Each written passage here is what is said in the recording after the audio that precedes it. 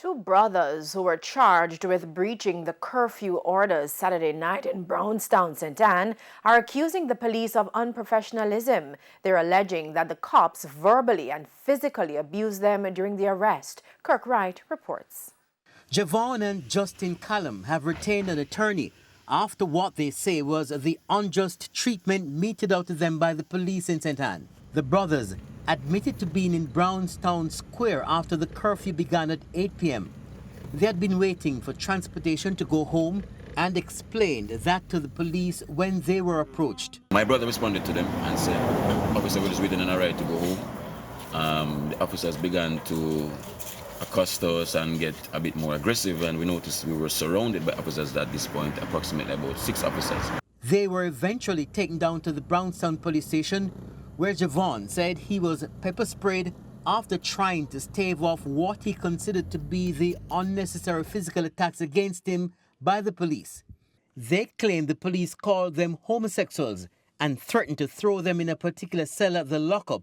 Quote, the prisoners could teach them a lesson, unquote. That he was going to throw us in cell 1 so that his shakers could beat us and rape us.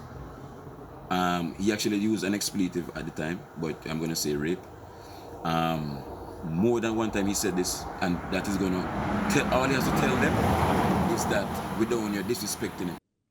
The brothers maintain they did not provoke the officers, but were only trying to defend themselves.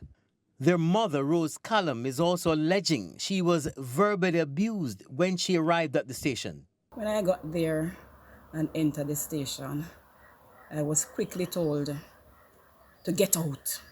Go back, get out. You know? And there was a police officer, a female police officer, coming towards me. And I had to say, do not touch me. Do not touch me. They sent us this video of what happened when a family friend tried to record the incident. The police, however, gave a different account of what happened.